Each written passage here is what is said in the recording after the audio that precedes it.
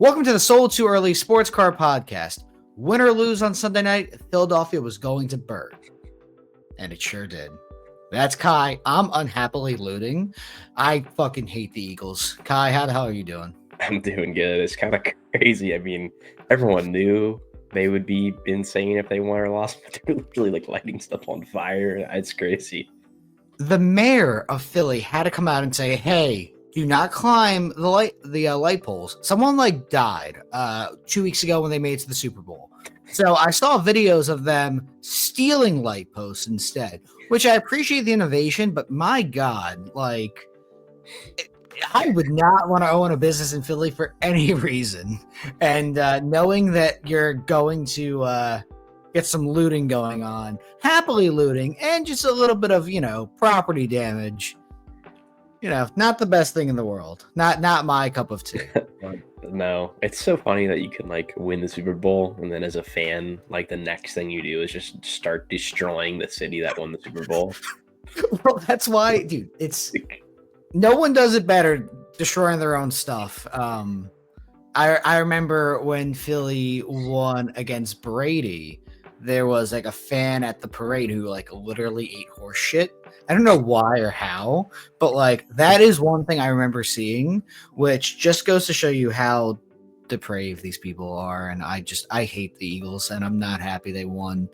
The game, dude. So we're recording this on Monday, so this is the night after, day after, whatever. The game sucked. It was not a fun game at all. Mahomes looked bad. The Eagles absolutely smashed every single metric across the board, and the Chiefs put up basically no fight for the first 3.5 quarters. It was embarrassing. Yeah, it was really weird. You kept thinking they were gonna do something, and they just never did. Yeah, it just was nothing about the game was fun.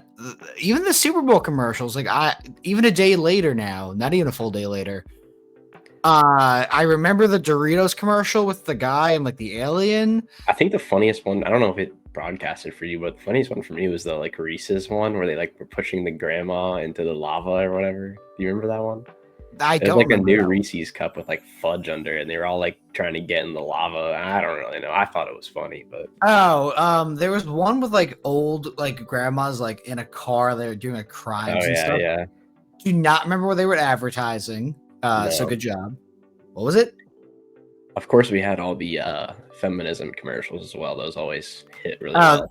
And the Jesus one, he got us. Oh, I missed that one this year. Oh, you were not missing much. Don't worry. That one is a classic every year.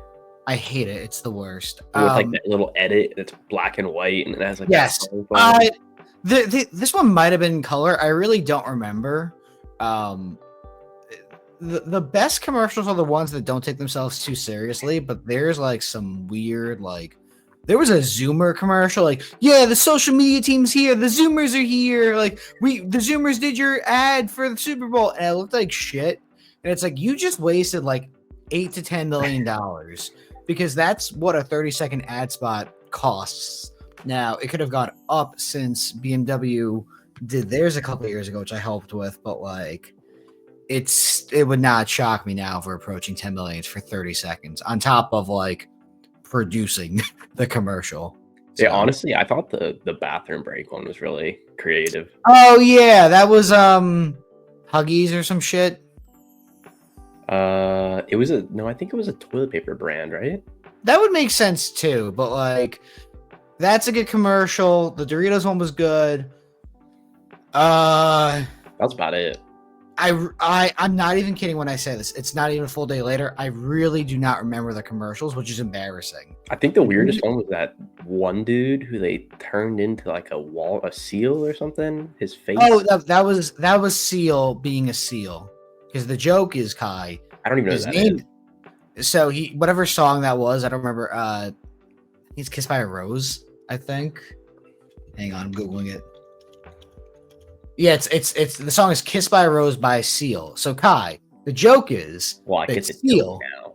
Yeah, well, I'm saying the joke because it's so funny. And please laugh, Kai. Please laugh at the joke. Oh my God, dude.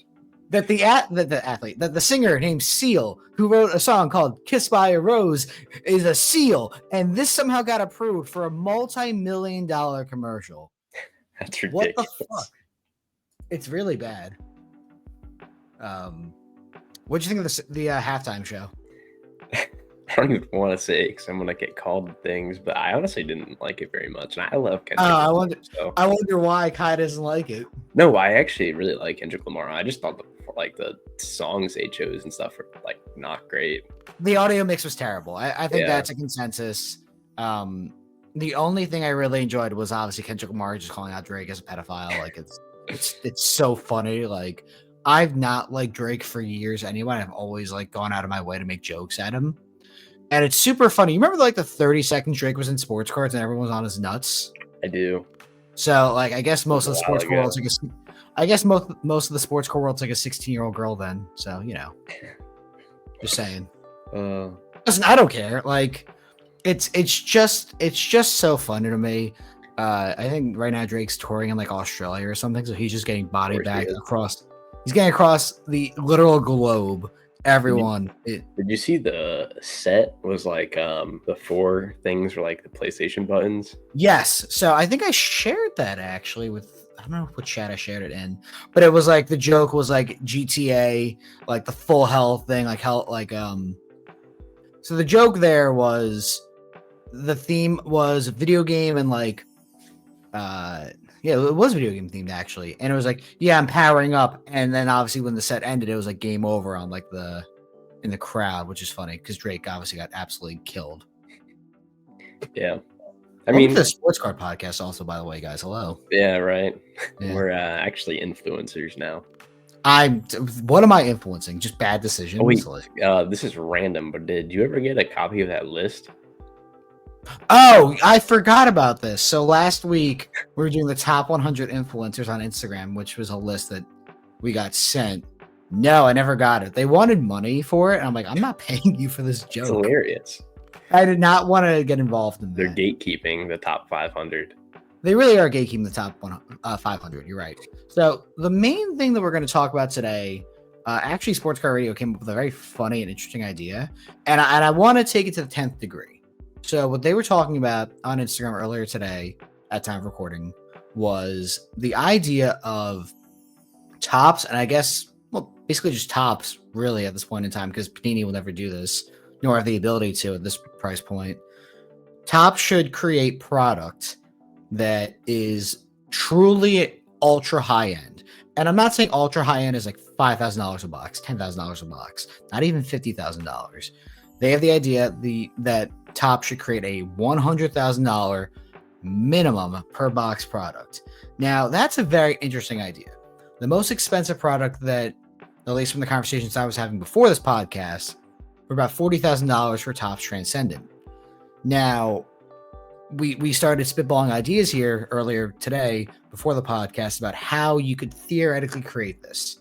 Now, I do want to throw out caveats because you could make something expensive just for the sake of being expensive. If you put like, oh, there's Bitcoin in this product, or a Rolex, or a house, like you could easily like artificially kind of quote unquote create value in $100,000 per box product, quote unquote. But what I try to do, and what Kyle will try to do as well, is keep it as sports related as possible. And that's like a fun little idea, you know? So the main thing that I had, number one, and this is at minimum, I don't know what the product would theoretically look like. I don't know what it would like sell like. I mean, I guess you'd have to do like random hit breaks. You couldn't do this like pick your team or whatever else. It'd have to be like random hit. Minimum. Everything in this product is a 1 of 1. Every card has to be a 1 of 1. It has to be designed that way. Like, I don't know what a theoretical checklist would look like, but we're just ignoring that fact because this is just a fun conversation. I think because you extend beyond sports cards and just sports in general, you would have vouchers for memorabilia and experiences. So obviously think about the Super Bowl last night. Hey, you know, spot number 3 got a voucher for an upcoming Super Bowl. You and one guest get to sit 50 yard at the 50-yard line at this stadium on this date, and all flight and hotels are covered. So like just something like that, or you get a suite at like the NBA All-Star game of your choosing, because like obviously, a product could sit for 10 years, 5 years, whatever else. You'd have to, set some ground rules and caveats, whatever else, but like you keep it vague but fun and kind of let that be figured out. You know what I mean? What else did I have? I wrote down an idea of like a game worn and personally inscribed jersey of like a player. Maybe you get to choose one, or like from a list of approved athletes or something like that. I think that's just like a fun way of doing it. It's still sports. It's not sports cards, but it's at least in that same like vein. The issue you really run into is, how do you make a sports card expensive? It's the patch, possibly, or it's the combination of autos or autographs on the card. And, there are obviously cards that sell for six figures. Not every single day per se, but enough. Either because they're super rare and super sought after, like a Bowman Chrome 101 Super Fractor auto, or like a Shohei Ohtani Babe Ruth autograph, but you kind of run out of ideas. And how many athletes theoretically should sell for six figures in this type of product?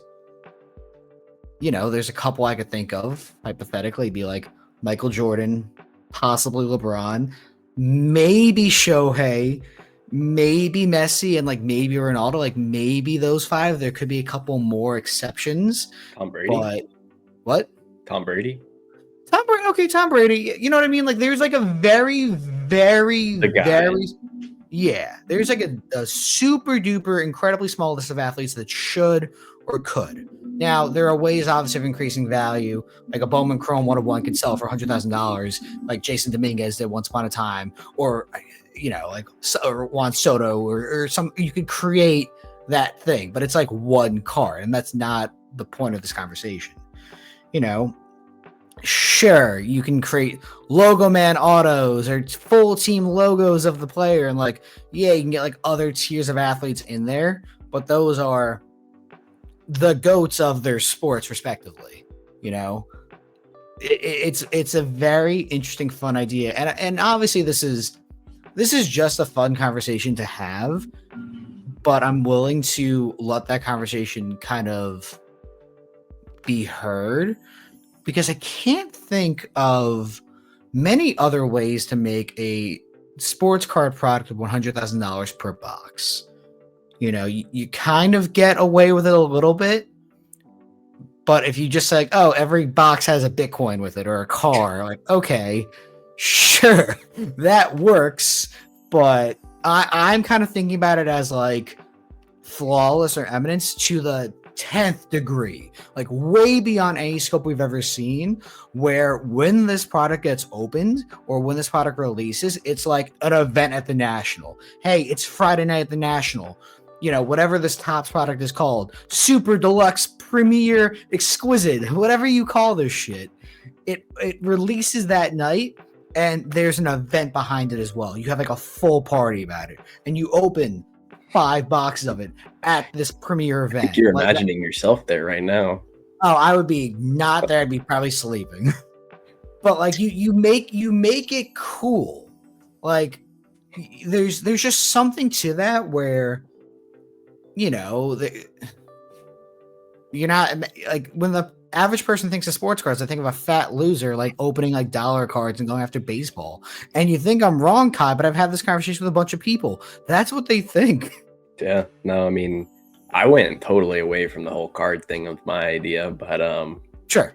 I think the way you'd have to break mine is also like a group break, maybe with like teams. I don't know, but my concept is sort of like you said, the experiences, and it is let's say like a 10-box case, and it's a mix of the 3 major sports, so football, baseball, basketball, and the chasers of the cases are going to be 25, I went a little more extreme than you did just to preface this, but Sure. 25 years of tickets to championship games in that sport, and the normal Ooh, hits are season tickets for 25 years. that's pretty crazy, actually. So I didn't even.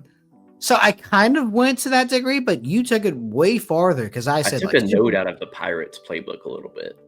it's honestly a pretty good idea because like even the Paul Skeens one, for instance, the offer the Pirates gave was, meet and greet with Paul Skeens, jerseys, what experience at PNC Park, but yeah, 2 tickets behind home plate for 25 years. If that offer had been accepted, that could be hundreds of thousands of dollars of value. Now, that is easily the most unique bounty that's ever been given for anything related to sports cards. Now, it's not the most valuable, obviously, but there's something there where we're able to have new things kind of connect. And so the sports card world and sports will always be intertwined, obviously. And I think that if there ever was a product that would be 6 figures per box, or I guess in your instance per case, that's one way to connect it is either the experience of being at the game or tickets to the game or items from games. It gets you one step farther because, oh man, it's a Shohei Ohtani 101 auto. How many are there? Like, it's expensive because the product is expensive. It's not expensive because it's $100,000 card. It's expensive because it is, you know, Yeah. yeah, Well, there's I think 50,000 one-on-ones. I think it makes sense too, because like you could always buy your favorite team spot, and then if you hit it, you get 25 years of season tickets. But you can also, if you just want to gamble, you can buy a random team, and if you hit, you sell them. So it's like still something you can make money off of. I imagine the Miami Marlins spot is just $49 per. The Cincinnati Reds. No, the Reds at least are like Ooh, they're ooh. no, the Reds are at least exciting because of like Ellie and like guys like that. Okay, And, wait. like, Who's the worst team out of the 3 major sports you could hit with that? I think Marlins are definitely up there because anytime the Marlins are good, they sell off talent. The Rays are not in that exception because even though they don't spend money, the Rays are continuously one of the best run organizations. Well, it's gotta be basketball or baseball just because of the amount of games, right? Because football's always gonna Yeah. be decent. No, football, like, dude, if you even got like Brown tickets, like, oh shit, like this is Yeah. awesome. Like, I think maybe Nets. Nets is definitely. Trailblazers. I'm gonna say Hornets is worse. Yeah. Wizards. Wizards is really bad right now. Hornets are up there. Nets have definitely been a perceptual failure. Who else? Even honestly, the Pirates. The Pirates are bad too because they have been just pathetic outside of like a 5-year window a couple of years ago. They have been one of the worst organizations in sports. Yeah. I'm really trying to think of like the 3 major sports because obviously I don't watch hockey, so I can't speak to that. And if you brought in WNBA or something like that, that would just be really bad. That'd be really bad. You could throw in Caitlin Clark tickets for 25 years. That'd be decent. She's gonna be retired at some point. 25 years. Yeah. What do you do? She's like golfing. She's golfing in her 40s, and you're just hanging out with her. Like, yeah, I don't know. Well, the thing is, if you're getting 25 years worth of season tickets, you have to assume at some point there's gonna be at least like a 5-year stretch where they're like whatever team is relevant, Well, I mean, you hope. You have to assume out of 25 years. I'm trying to think of like who is. I mean, the Indians or Guardians, I should say. Sorry, canceled. They have a good fan base, though. They have a great fan base. I was not going to say that they were bad, but they've not. They've not obviously won a World Series. The Mariners have never won a World Series. Honestly, Seattle might be one of the worst experiences too, because you would have hope, and then your team would go like 85 and like 77 for 25 years straight. Literally, I'm trying to think. I mean, I think we've named most of like the poverty franchises. Sorry, Shane. I will throw the Rockies out there. Outside of Rocktober, you have not done much since you were founded. So I'm sorry. They had a couple years in like the 2010s, but that was about it. Yeah, Rocktober, which was like 2007, and then they were still good with like Tulo and I don't know, Matt Halliday was still on that team, or Cargo, I guess, came over after. the center Blackman too. I guess you could. I mean the worst one, which is not their fault for the fans. The A's would probably be terrible. Oh wait, I think that's the answer. That's a deep burn because unfortunately you have to also move. Because either they're going to go to Sacramento for 3 years or 4 years, or Vegas would be. Well, Vegas, if they actually stay there, would be fun. They have to be good though. Yeah, that's definitely up there. I think trying the to think answer of is the A's, honestly. A's are definitely up there through no fault of the fans. Mavericks could be interesting now. Oh god, I mean the problem. Yeah, I guess they really only have like a couple year window right now though. They might move to Vegas too. There's a lot of good. They might move out of the country. Yeah, I mean, listen, they might have to. I really now that I would not be shocked if The Angels. Angels is pretty bad too, but I would not be shocked if the GM was the scapegoat. And like in 5 years, the Mavericks do move to Vegas. Everyone's like, "All right, listen, Nico, you were the scapegoat. Everyone hates you. Everyone gave you death threats, and like we're sorry. It was not really your fault." Like, I saw rumblings about that they didn't want to pay him because they were trying to move to Vegas in a few years, but I don't know if it was true or not. well, listen, it's just a bunch of conspiracy theories, obviously, and like it could be true. It could very easily not be true. If they move to Vegas and like the conspiracy theories behind that are true, it's not Nico Harrison's fault per se. If he was told to do it, he deserves the backlash. But like if that's what ends up happening, and like he says it on like a podcast, like 20 years from now, he's like, yeah, I was forced to move Luka because the team wanted to move. Then the man deserves an apology for death threats over basketball. That would suck if they just like used him to take that blow. It happens all the time. It's got to be what happened though, right? Like if they end up moving, yeah, I think that's a real like. They had to throw him like a bag under the table or something. They're gonna promote him to president of basketball ops. Yeah, some shit like that. Or he's gonna go to the Lakers. That's even funnier. Dude, we could probably. This is not like that important, but the Mark Williams thing was weird. Oh yeah, the trade rescinded. So. Yeah. I don't really know what's happening there. I mean, from what I watched about it, like the Lakers apparently found another issue with him, not about like his day-to-day health, but like an issue that could like come up throughout his career. It's just long-term. He's always hurt. So it's like something had to be wrong. Yeah, no, listen, there could be something that was like seriously forcing like fear into them, which is, valid. You're getting a lot of assets. I mean, I don't really know if Jackson Hayes is going to be a center that you can rely on. I think they have like one center on the roster, and it's Jackson Hayes. Yeah, you're going to have to sign like JaVale McGee or Dwight or something like that. Yeah, like, I'm not even. You think I'm kidding, but like you can't trade for anyone now, and I don't think they can sign any buyout players because of the second apron they're in. So yeah, it's a weird time. Anything else about this like quote unquote $100,000 product you want to suggest or like think about or? I mean, not really. I think to make something that's $100,000 per box or case or whatever is like, it's really got to like, make sense to want to buy into it. I feel like, yeah, because you really have a very tiny like segment of customers at that point. If you're paying like $4 to $5 grand a spot or whatever, if not more, yeah.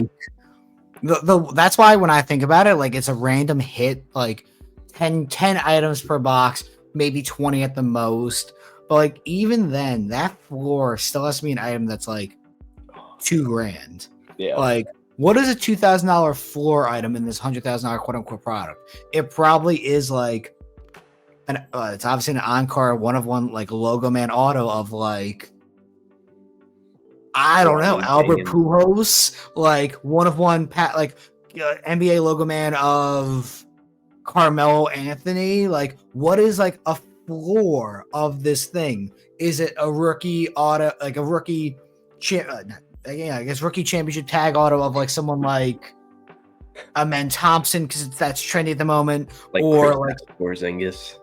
Like when you're thinking about like $100,000 product, you have to think, okay, the high is X amount of dollars. what is the low? You can't have a base card of JaVale McGee in there. It's still got to be like a multi-$1,000 card because you're playing with Well, minimum if you think about it though, like just using like scale here, like $1,000 box, you could get like $10 in cards. Sure, but at the same time, like at some level, this is not some shitty scammy repack. This is like a product that Topps creates where like everything still has to have some level of value. Now, I'm not saying every case can have or every box in my instance has $100,000 of value, but there still needs to be thousands plus. So like you can't have a dog shit case where the best hit is game worn sneakers of Ray Allen.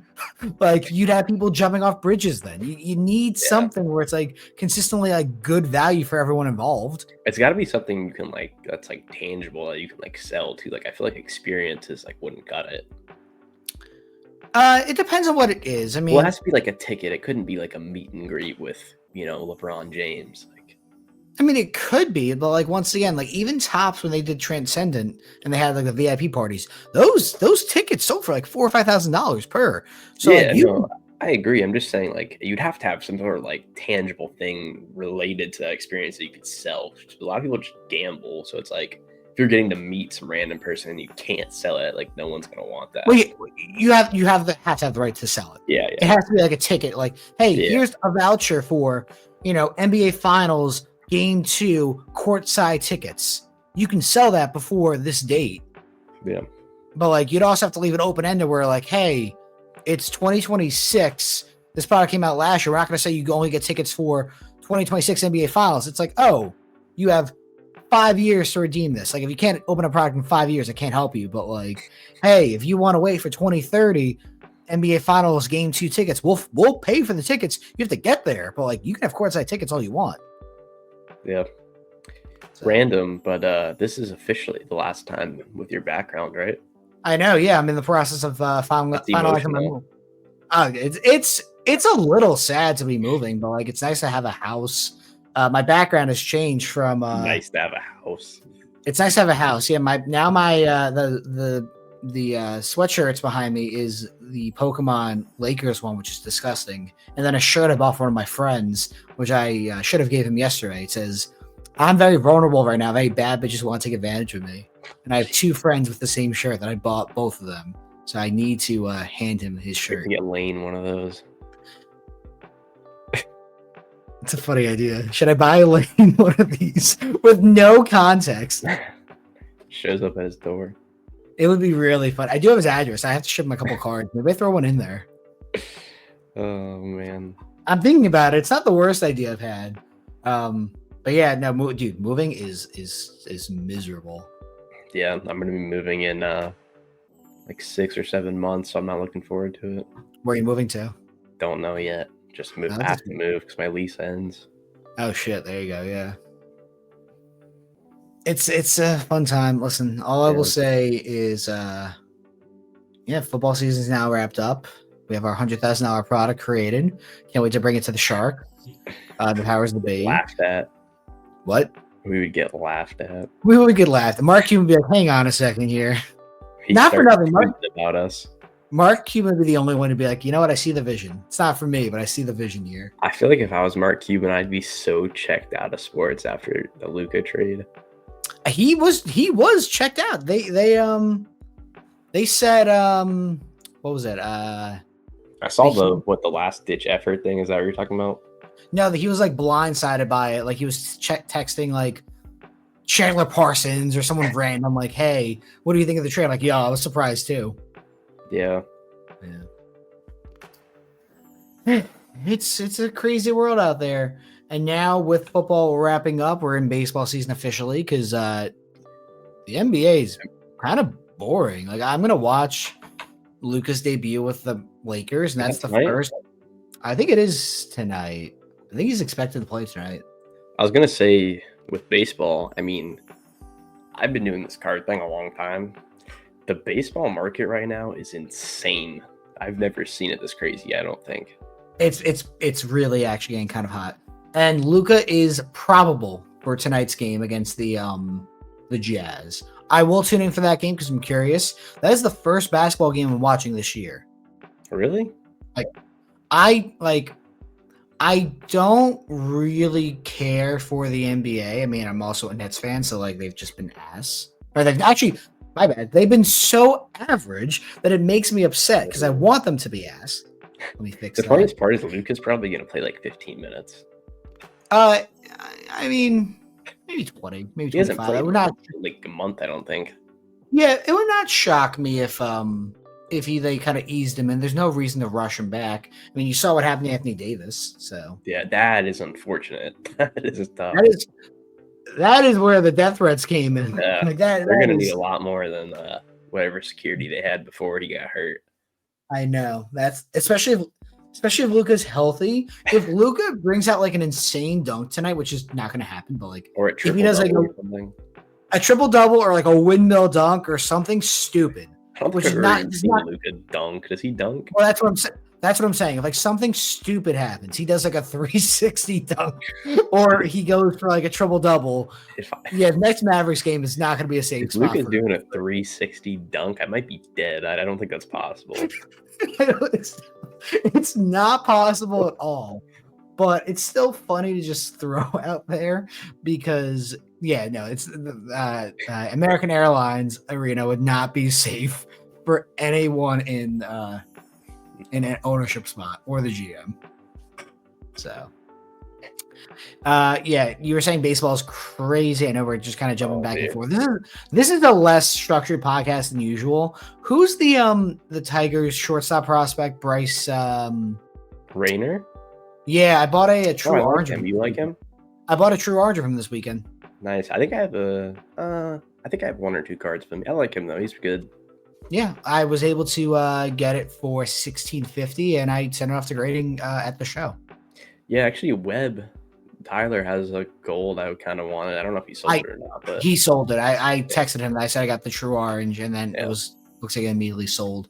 But it's. I was just gonna say. I mean, there's a Roman Anthony red on alt. That's over 20-something thousand, I think, already, and it ends on Thursday. And just for reference, I had a red that I split with Lucas, and I think we sold it for probably half of whatever this one's gonna go for, which is hilarious because we sold it not even a couple weeks ago. That's the scary thing about all this is timing's everything. Yeah. So and this is somewhat related, Jalen Hurts Silver Prism 9 autos. Before the season, I could pull it up if needed as well because I was looking at this earlier today. His silver prism autos were at $600-700 going into the year, and one sold yesterday for $550. They went or $600. I'll pull it up as an example. They've gone basically down or are flat since the start of the season. Timing is everything, and unfortunately, performance does not always correlate to actual sports card sales, and it's really kind of sad. Yeah, I've always kind of been a Jalen Hurts hater, but he actually played really well yesterday. He did. So for instance, this one did 523. This is not a very good listing. It kind of looks like shit. It's not the best example, but it sold last night at auction for 523. So I'm going to search by, we'll bring it back to July, and we'll bring it back to early September. This is the same timing, roughly. 560 in September. And then you have 965 for a PSA 9. Holy shit. Had to be fake or something. This is a second year, or that's a third year, actually, I should say. 566. Because they also, you got to remember, they also started the season really bad. Well, this is August. So this is August 27th. Oh, gotcha. Okay. So every sale here, August 27th, PSA 9 10 auto, $700. 690 August 27th, September 1st, 566. This is a third year auto. 965, which doesn't sound right, but whatever. 560. Now, once again, those were all at either the start of the season or the beginning of the season. Last night, 523. He won the Super Bowl. He won Super Bowl MVP. The card is down. What the fuck do you need to hear beyond that? Jalen Hurts did everything you needed him to do. If you are an Eagle fan, you're like, oh man, I support my team. I'm going to go buy his stuff. It's down. He fucking won. He played well. He won Super Bowl MVP. There's nothing else he could have done. He climbed the mountaintop. Can you see can you see what the data looks like on like a normal silver 10? Yeah, I've not tested this. Curious. I looked at the 9 just because it was like something that. Can you do like not auto, like just the normal one? Oh, sure, yeah. I'm just curious. So this sold for $670 today. So this is silver PSA 10 sold today. Let's do my same parameters, which was 1 second. My wife is calling me. Let me quickly answer that. I know, right? Well, while Dave's doing that, we are. Oh, that was really quick. Oh, nope, Dave's not done yet. Oh, I don't know if she meant to call me or not, but I did tell her I was doing the podcast today. Got a live butt dial. Maybe. I did. Listen, that's when it's like, oh, I gotta, like, dude, let me make sure I answer this just in case. What's the parameters? I did early July to that. Yeah. So let's see. So silver PSA 10s. That's a silver auto. I guess there's not that many of them. Wow. Have none sold this whole time? 470? Wait, I guess not. What's the... I mean... Oh, hang on. Maybe I goofed. Yep, there we go. Yeah, I can see why I goofed there. So, let's see. This is September. I want to... Wow. Silver Prism base, no. Jeez. There's not a ton of these, it looks like. Sorry for fucking up this experiment. No, this is not a bad thing. It's more just like I want to see if there's a Silver Prism PSA 10 sale. Wow, where's it gone? Like, oh, there we go. 600. $600. September 12th. So it went up $50. Hey, you could have held this for an entire 6 months and you would have made like $40 after. No, not even. You would have made like $10 after fees. You would have actually lost money too, just based on either inflation or just like the cost of that card. Like, that's insane. Here's 6/12, September 2nd. So wow, you're up 10%. Good job. PSA 8, no. So like they really did not go up. And let's see. Let's look at the chart. They're up 13% in a year, 1 month, 57%. So they actually spiked during the year, which I guess makes sense, obviously. But yeah, 6 months, you're actually still down. And I could have done this, I guess, theoretically from the get-go, but I wanted just to see the data myself, like visually. Yeah. Yeah, you're down. You lost. I was just gonna say, like, I don't know. I feel like Hurts has always been like very like volatile. Like people like either love him or hate him. So I mean, I'm assuming this will kind of like stable out his market a little bit. Sorry, 1 second. He there's no way to answer why Hurts doesn't sell well without just sounding bad. So I'm just gonna say it's race. It's 100% race oriented. I mean, he also just doesn't like have a ton of passing stats. But he had 3 touchdowns yesterday. I think he had like 250 yards. He had the regular season though. Like he mostly gets rushing touchdowns, which is kind of he gets fucking tush push 1 yard touchdowns. But even still, like the counting stats are not that good actually at a close glance. That's what I'm saying. He had, for instance, yesterday he had 17 for 22, 221, 2 touchdowns, 1 pick. That was probably his best game of the entire year. And then rushing 11 attempts, 72 yards, and 1 touchdown. Yeah. So, I mean, looking at the game log, quickly, I'll make this a little bit larger. He did not throw for 3 touchdowns in any game this year. He didn't throw for 300 He threw for 300 passing yards in 1 game. No, I guess you also have to take into account they have Saquon, so. Yeah. But, like, once again, like, Hurts has never thrown for 4,000 passing yards. He's gotten close. 23 touchdowns is the most ever. He would have gone there in 2022 if he played 17 games. But even still, it's in my opinion race oriented. It is, and that's uncomfortable and like that's bad, whatever. But it's true. Players who are less talented than Jalen Hurts sell for more.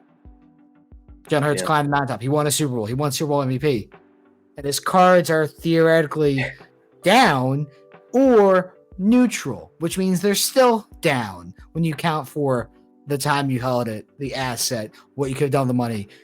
Even if you invested in nothing, you just held it in a bank account, it'd be basically the same. It's a wash. It's interesting to see how his market like develops. It won't. Going forward. No, not necessarily like saying it's gonna like skyrocket or anything, but just like if it's like more stable, like it doesn't really drop as much as it would have if they would have lost. But like here, sure, it would have dropped if it did. But like Jalen Hurts still is now a 26-year-old QB who Super Bowl MVP, second in MVP voting in 2022, two-time Pro Bowler, and I'm a Giants fan. I fucking hate the Eagles, but even I'm like, all right, this guy deserves respect. He'll never get it in a sports card world. He'll be outsold by a ton of different other QBs, and you know, if you ignore the obvious answer why, you can also figure out, well, if he can't really pass the ball up to that degree and his game is predicated on running the ball, he probably doesn't have the career that someone like a Joe Burrow or Josh Allen could or anything else, because they at least can throw the ball. Well, it's kind of insane that Hurts, I mean, just looking at 2022, he was second in MVP with like 20 touchdowns, but Lamar had like 40 something this year and got second. Well, to be fair, we're not looking at rushing stats. Well, I'm not counting Lamar's rushing touchdowns either. But so rushing wise, Hurts had 13 touchdowns rushing in 2022. So combined, 14 this year. Well, combined with the passing and rushing, he still had less than Lamar had this year passing. Who won MVP in 2022? Was it? That would be Mahomes. Yeah, it was. Yeah. Yeah, wild. I mean, even Mahomes this year was pretty human, like for his standards, and he still probably is going to get. Wait, go up to his nicknames. Let's see, Fatrick. Yeah, it does say Fatrick. Grim Reaper, Showtime, Magic Man, the musician, Fatrick, the gunslinger, or Mahomes. I've never heard him called like almost any of these. I've heard of Showtime. I've heard Showtime from his rookie card. I've heard of 2 p.m. That's his rookie card too, right? Yeah, because that was the optic one. Because it's the second Patrick Mahomes. I think those are the only ones I've ever seen. Mahomes, really? Never heard Magic Man, never heard musician, never heard. Gunslinger's not a nickname. Mahomes Boy, sure. Well, Gunslinger's like, Brett Favre. Yeah, that's dumb. But either way, even for Mahomes standards, he had a down year and he still finished 6th in MVP voting. Yeah. Which is a down year for him. Who finished above him? Goff, Burrow, Saquon, Lamar, Josh Allen. Yeah. I can't argue that. Mahomes probably overrated here, but like, I can't argue the guys above him. I could argue maybe like Jamar Chase above Mahomes or Jaden Daniels as a rookie. Yeah, I feel like the discrepancy between Jamar Chase and Saquon's kind of weird because they both had like one of the greatest like seasons for their position ever. Jamar Chase is really fucking good. Like Herbert at 9 is kind of crazy. I mean, like it didn't seem like he lit the world on fire, but I didn't realize he only had 3 interceptions this year. That's kind of crazy. Yeah, no, Herbert was good. His worst game, he threw more interceptions in that playoff game than the entire season. He threw 4. Yeah, so he ended his year on a really down note. But like, even still, like going into next year, and this is a perfect little segue. When I think of QBs I want to buy for the national and then sell before week 1, Herbert's the top of that list. T-Law's on the top of that list. Even Bryce Young, as much as I don't like him, is on top of that list because we got to pump Bryce Young over the summer so I can get rich. God, I hate Bryce Young. I don't think he's a good quarterback, but I know stupid people love him, so they're going to buy him. Not that bad. I don't think he's good at all. I just think like he ended his year strong, but he went from being literally one of the worst busts in NFL history to still, in context, one of the worst trades in NFL history, and he went and looked capable. That's not him or one of the rookies this year. I'd rather have literally most of the rookies this year. The only rookie I would not want to have over no, I mean like next year. Oh, you mean Like Shedeur and all those Shedeur, guys. Cam Ward. I'd rather have Bryce Young, just because of the fact, like, even if I don't think Bryce Young is good, I know his floor is like a top 25 NFL QB. It could easily be possible that Jackson Dart or Shedeur or Cam Ward is just like a colossal bust. Bryce Young can play at an NFL level. I don't think he can play at it well, but you know what? Even if his ceiling is now there, his ceiling is a top 12 QB. Well, you know I what's don't crazy think is he almost beat the Eagles and the Chiefs. Yeah, like after he got benched, he looked like an NFL QB. I still think he's dog shit, but I also know that like if he's dog shit, okay, the other guys can be way worse. This is apparently not a very good draft class for QBs. And you know, you can obviously say if he had good weapons around him or talent or anything else, he'd be so much better. But he can't see them anyway. He's a baby. He's little. So Yeah, I do not like Bryce Young at all. But I would definitely buy his cards and tell you, hey, buy him. 30-year trendy QB. Ha ha ha ha ha ha. Buy them. Stroud. I want to buy a ton of CJ Stroud. I bought some Anthony Richardsons. I think he's bad for the record though, but I still bought. First off, you bought them off me, which is I bought more than just those. Yeah, so like I think AR is dog shit as well, but once again, hype outsells production. If you leave the National with those cards, you're a stupid asshole. If you own those expensive cards when they're trotting on the field week 1, you're a stupid asshole. You don't want to be caught holding the bag. That seems to always be the trend in case. Guys, this is not that hard. The only thing limiting things is financial. This industry is very easy to figure out at a high level. You buy 2 seasons early, or like 2 season cycles early, and then you sell right before the season starts. Because guess what? Even if you're wrong and the guy is amazing, there eventually is another buying opportunity. And if you're wrong, it doesn't matter. You still probably made money. If you can't figure it out, you're just dumb. And that's really, unfortunately, the truth from like a selling and trading perspective. You sell right before the season starts or a little bit earlier so that you don't get caught holding the bag. Yep.